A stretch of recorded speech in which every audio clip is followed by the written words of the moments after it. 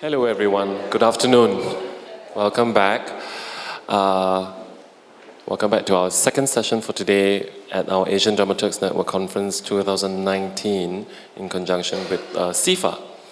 My name is How Ngeen. I have great privilege and honor to be chairing this particular session, a keynote session, where Janet PILLAI will talk to us again about the role of dramaturgs in Asia, struggles and strategies.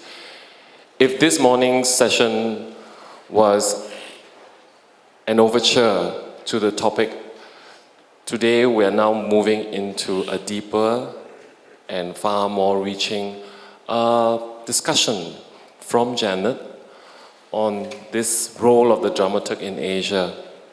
I will not go too much into introducing Janet because I actually do not know how to introduce someone who has that kind of breadth in experience, so I'll be reading something.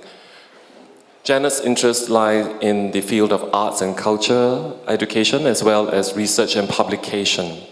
Janet worked for most of her career as a theatre director with young people before moving into the more focused topic of community-based arts and cultural sustainability. Janet is currently an independent researcher and consultant in the area of cultural mapping, community engagement, and arts and culture education. Her work entails research, training, and programming with parties such as universities, NGOs, local government agencies, artists, and planners who are interested in community-engaged projects and place revitalization through the arts.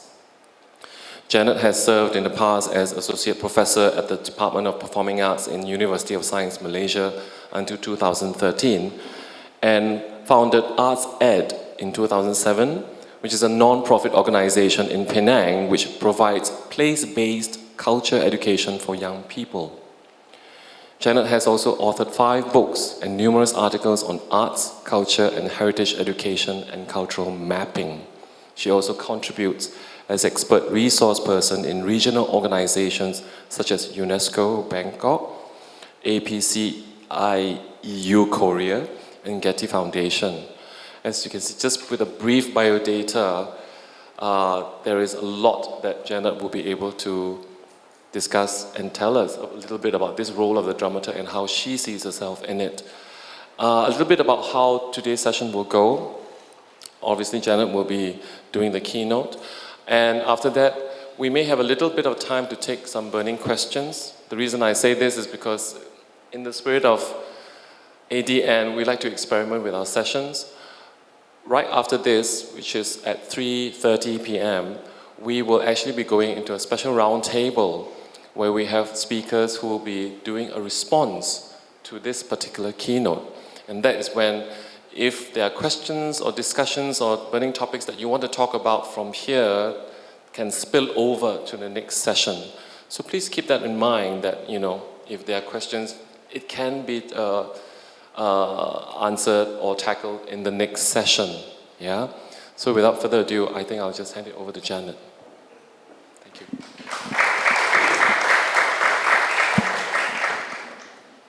Hi, good afternoon, everyone. Don't fall asleep. I'm going to read and talk a bit. Okay. I'm not going to actually, you see my title, I've removed the word struggles and strategies. So I'm just going to talk about excerpts of ideas or experiences that I have had, or theories that have crossed my path, and you get to do the figuring out the struggles and the strategies. Okay. First, I'd like to say that when I was a young student, I met Schechner, and performance studies. That was what, in the late 70s or something like that. But it was really an eye-opener, and I think that his contribution, and of course other people after him, on the field of performance studies is one of the has provided a tool on our notions of performative. What is the performative? So because of that, we have methodology and analytical tools to study all aspects of performance, and this includes the exploration of dramaturgy. So it's good to keep in mind what is performance beyond what we know of it, just within a theatre building. So dramaturgy in traditional and contemporary performance genres, which include, in my talk today, the ceremonial, cultural, political, business events, etc., which previous ADN conferences have talked a lot about, yeah. But we'll just glide over this again for a particular reason. I'd like to start by saying that the role of the dramaturg in this particular presentation is to look at different performative contexts and how the practice of dramaturgy actually transcends time and place quite easily and quite smoothly. So for the purpose of today's presentation, I just defined dramaturgy as a theory and practice of structuring a dramatic composition or work. And it may involve either interrogative or an interactive process of engagement with composition, analysis or interpretation, structure or even communication for the purpose of meaning making. For the purpose of meaning making through or meaning making of a performative event. And I prefer to use the word event, as we will see why as we go along. Okay, I'm going to start with something very traditional. Oh, what happened? Oh, I guess I got my slides wrong. So how do I go backwards? Just, it's a different, okay, thanks. Okay, so we're all familiar with this dramaturg critic Lessing, one of the pioneers of dramaturgy in European theatre tradition, and he discussed a lot on the mechanics of dramatic composition and its mode of operation, and this was in the 1700s. But I'm not so interested in that aspect of Lessing. I'm more interested that underlying his dramaturgical discourse and practice was actually an interest in cultural reform. And he aimed at producing a theatre that was relevant to German society at the time. And that aim was commonly shared by a lot of 18th century pioneers of dramaturgy in Europe. So this idea of the dramaturgy of cultural reform interests me. And this is where I will interject with one of my own personal experiences. So when I first started in the theatre as a job, it was in 1979 actually. It was in 1979.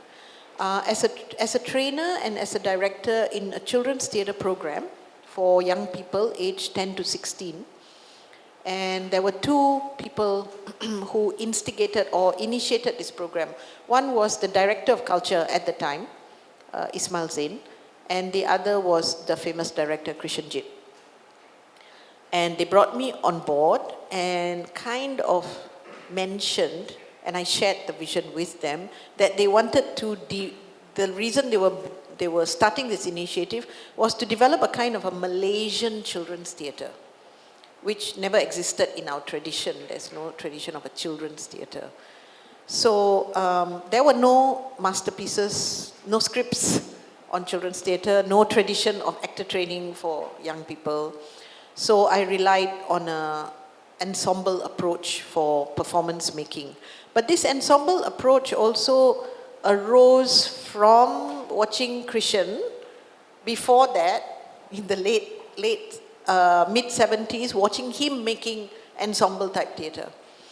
So the creative agency and the authorship of this performance making process with the young people was shared together with artist collaborators, choreographers, composers, and the young people.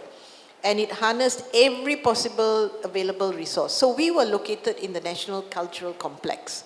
So every day we get to watch traditional dancers, Mak Yong performers, musicians, etc. And the young people would watch.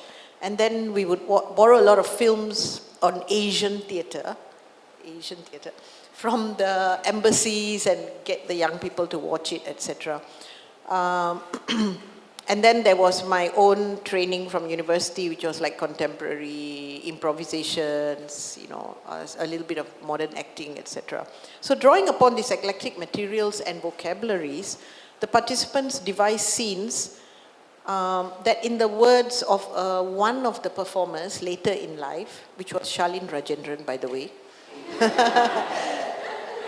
she reflects on it saying that this theatre articulated a Malaysian sensibility and a semiotic of the location where the children were where they were making the piece. So as a new director at that time, very young, I worked very intuitively. I had no idea what is dramaturgy, etc. But my job was to edit and orchestrate and structure the improvisations. Now, interestingly, Christian, as a mentor, never said he was a mentor, but he would appear at all the showcase sessions, and they were work in progress, and he would ask very probing questions and suggest some dramaturgical possibilities, and then have very long abstract talks with me over dinner. Very, very convoluted, you know, big picture kind of thing. In retrospect, I believe that there were two levels of dramaturgy simultaneously at play. The first was the struggle of a new director attempting to give shape to a devised work generated by the group. And the second was Christian's larger dramaturgy, whereby he framed the context for the development of an identifiable theatre. This was post-69, a lot of decolonization of the theatre, etc. A kind of an identifiable theatre for children, which would articulate a kind of a Malaysian ethos. And I find that smaller dramaturgy and that larger dramaturgy very interesting. Maybe that's why I asked that question, because I was listening to Mark's presentation about this, you know, do some of us as activists have a larger dramaturgy in mind? And certainly a mentor, an older person like Christian would have had it, you know, even though I hadn't got there. Maybe theoretically I wanted it, but, you know, but not able to articulate it. So then there are these two levels of dramaturgy which I want to throw out here. Now, going back to this, so, sorry, where was I? Yeah, so you look at these two pieces of work. That was the first piece that came out during the time, the Garuda. You look at the costume and the movement of the body, etc. And you look at a later piece of work that came out. You can see very clearly that it was a kind of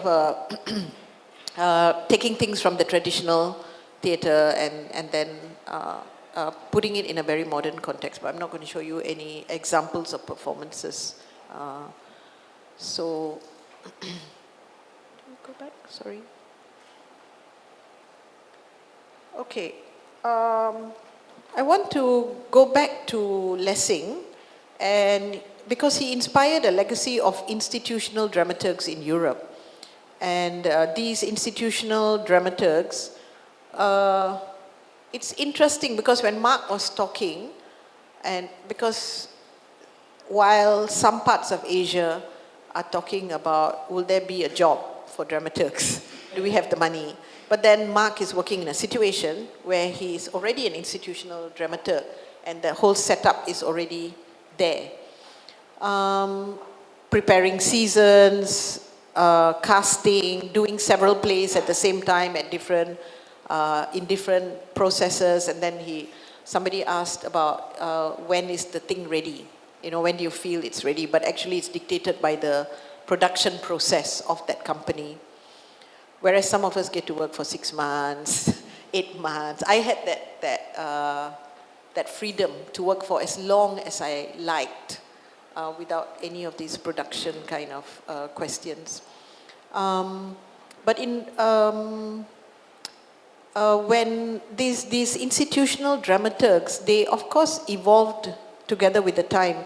After Lessing's essays came out, Schiller was appointed dramaturg, and he and Goethe would get into these very informal kind of back and forth critical and creative dialogues on form and content. So the dialogue between the director and the person who was dramaturging the text now began to be more fluid, and the two would actually move between theoretical reflection and practical exploration on stage before they actually created rehearsal pieces or a coherent performance. However, this whole textual basis, which brought the director and the dramaturg together, was to go bust when 20th century non-textual drama came forth with the rise of post-war avant-garde theatre.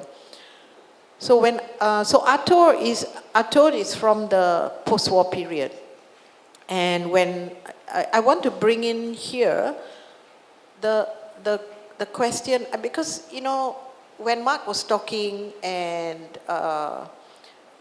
when he was talking about cross-cultural work and how do you struggle with it from a politically correct point of view. So he had all this, what you should do and should not do. 1, 2, 3, 4, 5, 6, 7, 8, 9, 10, 11, 12. But at that time, when Artaud saw a performance of Balinese dance, he just responded to it instinctively, and he was struck by how the performance just appealed to the senses.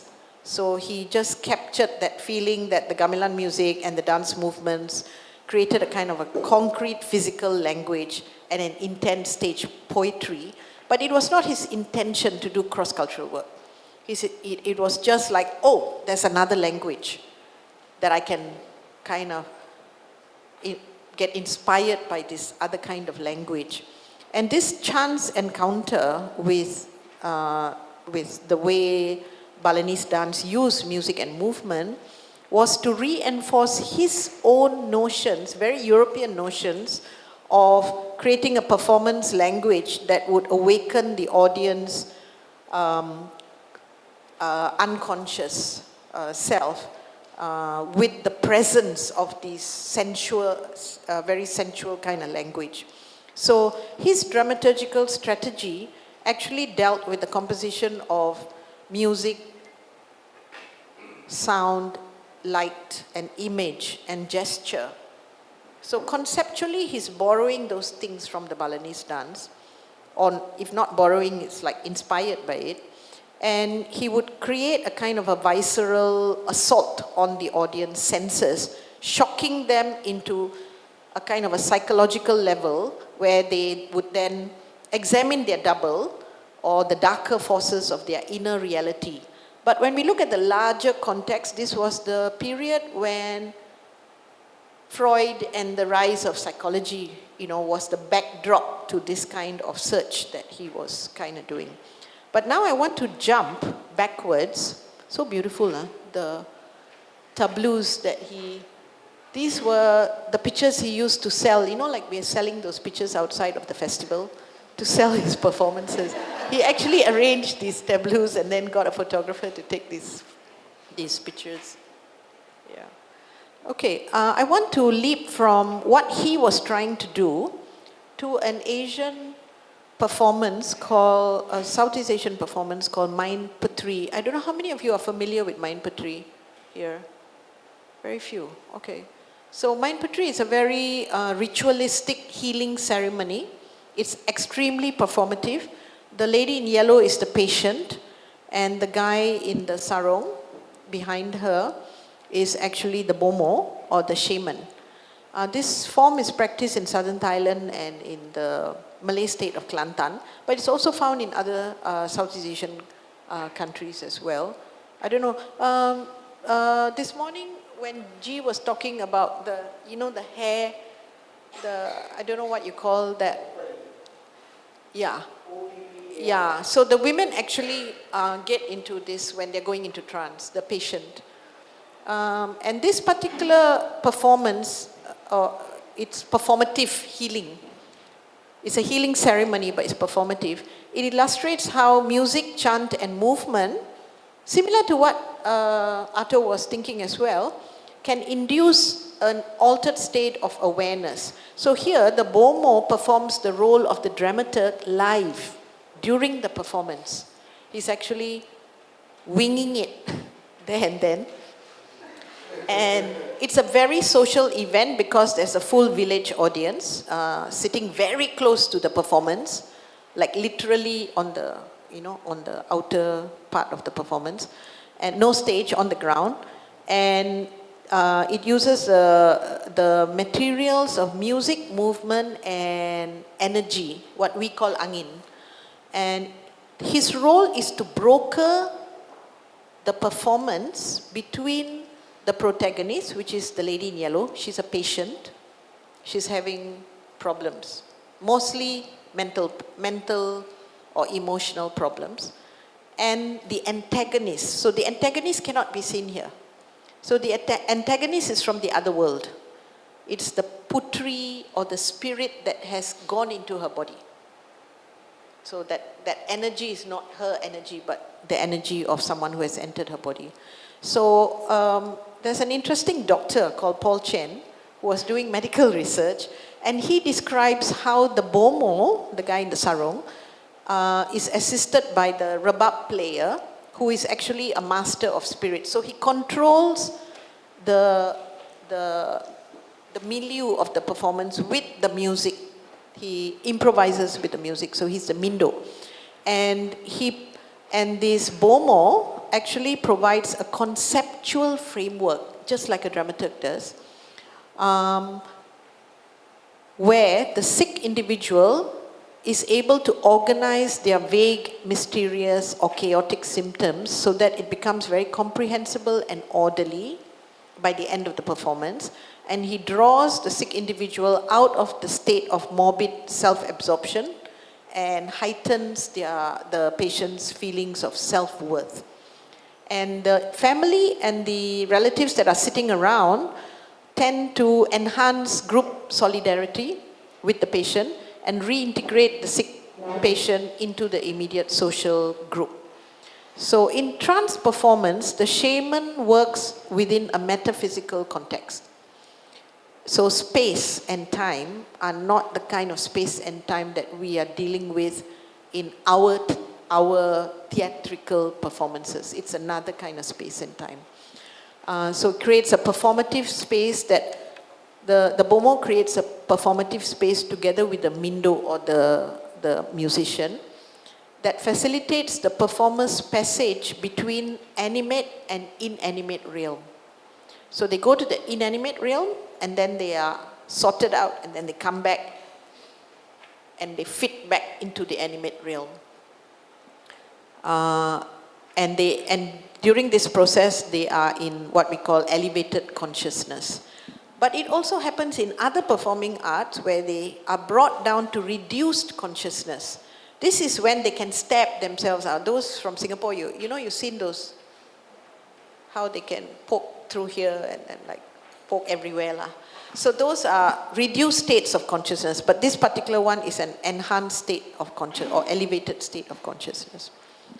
So I bring out this example because Arto was trying to do it at this time and place, like our sense of reality. Whereas in the traditional theatre, actually in Kelantan and in southern Thailand, this is their reality. It's not considered traditional theatre. They actually they still have these performances if they feel mentally pressured and they participate in this performance. So textual and non-textual performance traditions I feel are a phenomenon found in any geography or any history. And the notion of a dramaturg actually is not necessarily what we consider, as a dramaturg, but the function is similar.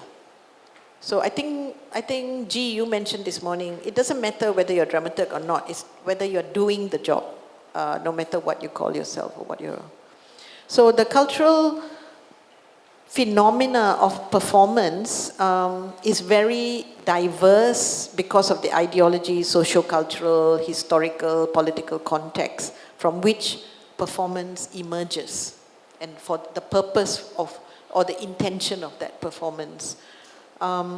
Therefore, I would like to postulate that dramaturgy, or the practice of dramatic composition in Asia, or anywhere actually, any geography, is actually an adaptative process. It's actually it's so adaptative because it has to respond to place, people, and use. And it has to respond to notions of time and place. Okay, then you have, I'm going back to European dramaturgy. Then you have Brecht, whose dramaturgy was a dramaturgy of disruption. Like, I'm going to break all the former conventions. And it was a response to the political climate of the time, a reaction to naturalistic theatre also. And interestingly, he also had a Dada inspiration when he watched Mei Lan Fang in a Beijing opera demonstration in 1935 in Berlin. And he comments, so his comment is very interesting. He comments on how Chinese traditional acting understood, or rather reinforced, his notion of the estrangement effect, and how the Chinese form applied the estrangement effect very effectively. So it kind of like gave him a reinforcement to what he was already thinking. And he commented on how the Chinese actor was able to stylize the everyday, and how the actor held himself very remote from the character being portrayed, and also had an awareness that people were watching him while he was doing it. So Brecht tried to incorporate this technique into his theatre, and through the application of the estrangement effect, I cannot pronounce the German word, how do you pronounce it? Effect, yeah. So Brecht made dramatic structure itself an instrument for facilitating an analysis of social reality. So that was his dramaturgical, strategy. So his disruptive device through this, by incorporating it as part of the dramatic structure of how the performance was made, was actually able to facilitate audience analysis of reality by stopping them from time to time, and they would be forced to do social inquiry during the performance. It's interesting because I think Brecht, in some ways, began the process of a kind of what we call a more participatory dramaturgy, where people didn't just want the director to be controlling that dramaturgical process, but where actors themselves could participate a bit more. So participatory dramaturgy was more interested in empowering ordinary people. Sorry, I keep forgetting I have a slideshow on the side. So you can see that the bigger picture of Threepenny Opera is actually before he saw the Mei Lan Fang. So you can see he already had notions of how to distance his scenography, his mise-en-scène already shows that he already had these ideas, but I think it was the acting of the Chinese opera that then gave him an idea of how his actors could not just in terms of mise en scène, but the acting itself could also add to that. Okay, so in a move to empower ordinary people even more to kind of go for critical inquiry through the process of, through performing, the practice of participatory dramaturgy as a pedagogy emerged and became particularly popular in third world countries or developing countries, Asia, Africa, Latin America in the 70s. So examples of companies which you may have heard of is, or rather the terms that they use was like theatre for development, popular theatre, theatre for education, etc. And these included like PETA in Philippines, Kunci in Indonesia, Black Ten Theatre in Japan, Alternative Living Theatre in West Bengal, etc. And there were variations of this participatory dramaturgy. One was theatre by the people, and then the second was for the people, and the third was with the people. So theatre by and with community would apply what could be termed participatory dramaturgy. That means they didn't use text, they rejected text actually. And cultural workers, instead of a director, what you get is a cultural worker or an animator. And this animator would mobilize participants in community and work together with them on the process of devising a performance. Participants would address their own problems, examine cause and effect within the mechanisms of their societal structure, and use indigenous art forms or popular art forms to communicate findings and solutions to those problems. And they would play to their own community. They don't go around playing to other communities. So participants would take on multiple roles as dramaturg, observer, researcher, spectator even, facilitator. And the role of the animator or the cultural worker would be to give them other kinds of skills like social, group dynamics or social mobilization or some theater skills, and facilitate the research process or post-performance discussion with the community audience. This period of a lot of this kind of theatre for development taking place in Southeast Asia had a very strong impact on me, because this was the time when I was in university and I was studying sociology. So I was very interested in the theater, in this kind of theatre as a sociologist. Like what was the effect of this theatre on people, on large masses like that. And I actually spent quite a lot of my university years trying to compare this and, where did Brecht come from, and, what Arthur was trying to do, and looking at troops like San Francisco troupe, etc. And after that period is when I started to direct children's theatre, and automatically that inclination to give the dramaturgical process, the research process to the children happened naturally. So I think this kind of cross exposure is something we cannot avoid. So I dare not say that it's an Asian way of working, because we're just going back and forth between what we see, what we're inspired, what's the context, etc. So since the 21st century, this theatre of development has been overshadowed by what is called socially engaged arts practice. Socially engaged arts practice is a new word.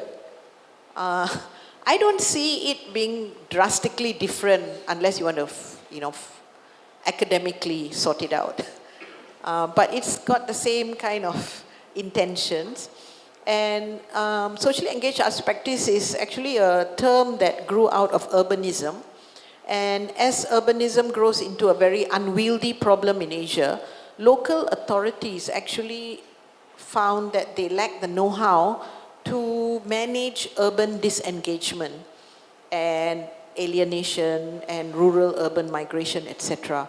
So there was a growing recognition that arts and culture needed to be brought back into the urban environment and to play and that it could play a significant social function in community building and placemaking.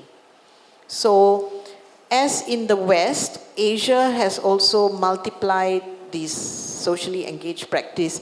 There are many hybrid versions of it, manifestations of it, and it includes, as in Singapore and in Japan, etc., co-creation of festivals, of performances with the community, activation of public spaces, activation of abandoned buildings, etc., for community and for the rejuvenation of community agency.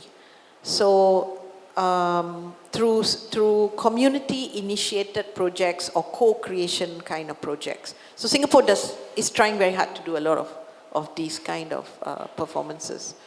Now, while this was going on, I kind of started this NGO in Penang, and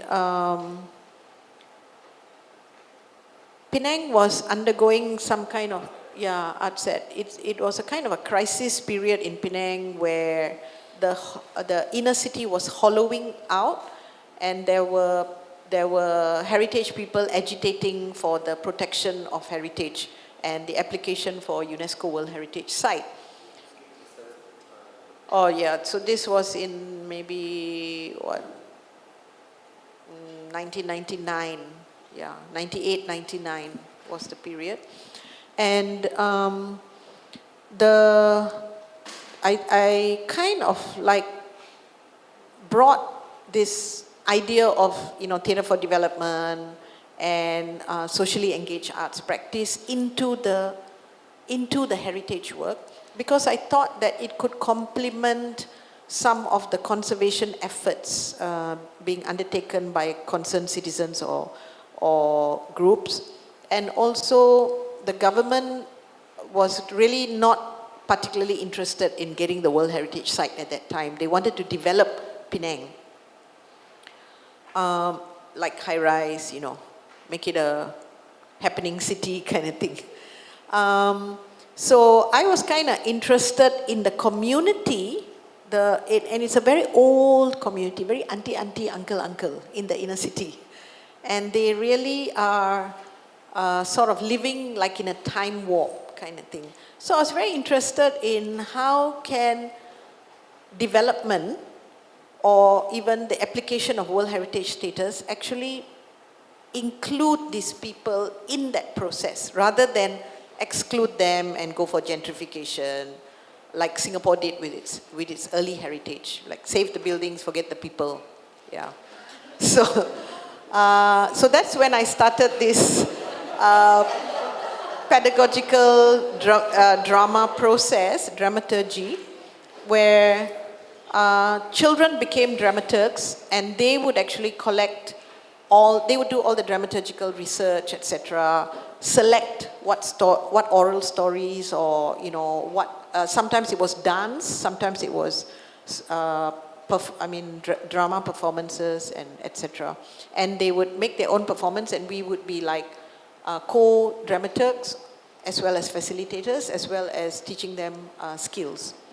Wow, my time is actually running out. So I'm going to quickly go to an adult project which uses the similar kind of this one, but more developed. So while the children in Penang were actually sourcing and orchestrating and shaping the performances, but they were doing it about the community. They were not really doing it with the community, even though they performed back to the community. In Japan, I found many examples of what is more developed, and it's called dialogical dramaturgy, where so in this little slide you see where the artist is actually, so there's a kind of a mediator or a bigger dramaturg, I call it the larger dramaturg, wanting to help with to facilitate community building. So they would give the criteria to the artist. So the criteria might read like, whatever proposal the artist is going to come up with, it has to have face-to-face interaction, or it has to have interest group co-creation by the community. So with these criteria, artists were then asked to send in proposals, and they would propose projects that would actually make these criteria happen. And it was really, really interesting. So the one there is actually like a bank, a talent bank, where the community writes their talent. They bank in their talent. So they may have been a computer repair person or an engineer or a hairdresser or whatever. They bank in a talent in this very high-rise block. This took place in a very high-rise block. And on the right, you can see a little profile. So this person obviously could cut hair lah. So when you bank it in, you get to withdraw somebody else's talent. So throughout the year, residents in that block who never spoke to each other could actually bank in and bank out talents. And the understanding between all the community, which took a very long process, was I will carry out, if you ask me for something, I will. So it was like a sharing, a very performative sharing. And it took place in the cafe that was another artistic project which the women set up. And so this high-rise had multiple projects. So this is a piece that's going to appear at the Setochi Festival in Japan. And I was just interested in the artists who created this project and the line, by making fishing nets together with the fishermen, people will connect with each other and the memories of the sea and the island. So it's a very doing thing. It is not a dramaturgy. I mean, the dramaturgy is the framework, but there are very clear, intentions and goals, which are really for that context, for the current Japanese, context. So I'd like to just end quickly by saying that I think that the examination of dramaturgy demands a more expanded and flexible approach. And I don't think it's wise to use positivist forms of categorization, such as genre or authorship or regionalization. Although those categories may be useful for descriptive or analytical purposes, in reality they're very restrictive. They defy space or defy time and context. And they deny the process of change and chance. So I feel that the role of a dramaturg is really to engage with the political, social, or metaphysical realities of the time and the place, and to interpret or promote discourse or viewpoint within the society, or to intervene or to make aware, either by disrupting or going with the flow. Depends how you want to connect to your audience. And it calls for an understanding of or a breaking of boundaries. An understanding of cultural codes or semiotics or philosophy, or the breaking of them. Something that is planned quite consciously by the maker and how he wants to relate to the spectator. So it's about making or breaking meaning. And I'll stop there.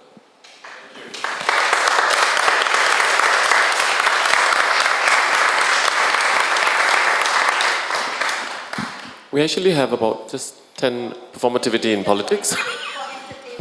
For entertainment. Okay, performativity in politics.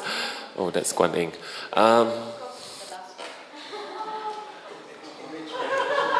That's an amazing caption. No, the caption, dramaturgy and image management. Wow.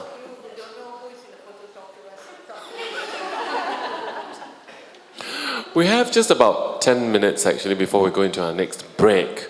I would like to actually ask if there are any burning questions or comments that we could tackle one or two, or I would then leave you with some food for thought. For me, what was striking about Janet's paper was true to her as a cultural mapper or a mapper or cartographer, was to map out this really extensive terrain for us in the field of dramaturgy. Culturally, socially, geographically, you covered quite a wide area. But what struck me in the covering of the wide area was, even though you said that at the end you said that this concept of dramaturgy might not be positive, or it might not be beneficial to sort of put it in a region. Some of the examples obviously was grounded in Malaysia and in Southeast Asia. And it resonates the fact of what we've been doing in our first edition, when we talked about different ideas or even different cultural traditional ideas of dramaturgy without using the word dramaturgy. Role of the dramaturg in traditional classical kinds of genres and art forms in Southeast Asia without using the word dramaturg again. So that expanded further, because my own notion is the performance text of Natya Sastra that goes back 1,000 years was actually a dramaturgical text already to begin with. Zayami's text on No, to me, was a very valuable dramaturgical text, pertaining specifically, of course, to that art form only. Whereas today, we are all talking about multiple folds, multiplicity, a multitude of different performance forms, content, and so on and so forth. The other thing that struck me was this idea of winging it. I love that phrase, because a lot of times when in all our seminars we talk about serious discussion, that the dialogic, the kind of considered critical response that we as dramaturgs want to engage with the creator and the artwork. But there are times and instances where you are right, we have to wing it. How is this winging it then become something not willy-nilly, not whimsy? Is the fact that then, like you said, it's couched within context. The context is there. The research before going into any project, I think as a nervous dramaturg, I do a lot of research before even stepping into a rehearsal process or before engaging with the project. And actually this winging it is not winging it lah. In other words, there is this body of knowledge that you have tried to absorb, and you try to perhaps improvise and catalyze and synthesize for the purpose of this particular project that you're working on, right? It looks as if you're winging it, but it comes with that embodied practice and learning. Last but not least, in our little caption, in our little blurb about this particular keynote, there was the phrase of extended dramaturgy, which talks about then dramaturgy not being enclosed in one particular performance project, but as we've heard from Janet, it goes on and on and on, and it's rhizomatic in its field, meaning that perhaps there's not even a center. I'd like to plant the idea again to what Peter Eckersol's idea of slow dramaturgy. Yesterday, both Shelley and I are drawing a lot from Su Wen-Chi's workshop on dramaturgy and technology last night. One of the most striking things that she told us is in her residency as a contemporary dancer in this physics lab, CERN in Geneva, Switzerland, was the period of time of research, or rather process, right? Experimentation. So we pride ourselves in process as artists. Like you said, you have the luxury of the time to develop something. Some others are bound to certain deadlines. And when she told us the story of how this scientist showed her a thing that he was working on for 16 years, and apparently very calmly then told her, I don't think this is working out anyway, so that's it, it's over. When she, of course, then told us like she was just agog that someone spent 16 years, but calmly told her it's over, and there'll be no results, we just have to move on. And when she drew from that, from what I understand, was then this scientist is surrounded by a community of scientists, And now I'm hearing this thing about the dramaturg is not alone. She is surrounded by actually other dramaturgs, i.e. this idea of the children being dramaturgs. So there is this continuous flow of process, and each project becomes cumulative to a certain degree, and they're linked in some ways, which then expands the idea of going back to extended dramaturgy. On that note, I'd like to leave you with that, because then it'll give you time to percolate maybe some of your thoughts and some of your questions. We're going to go into a break, actually. I think we can go into a break now, where we will come back at 3:30 to hear from 3 speakers, actually, on what we've heard from Janet. So 3:30, yeah? Thank you very much. Thank you so much, Janet.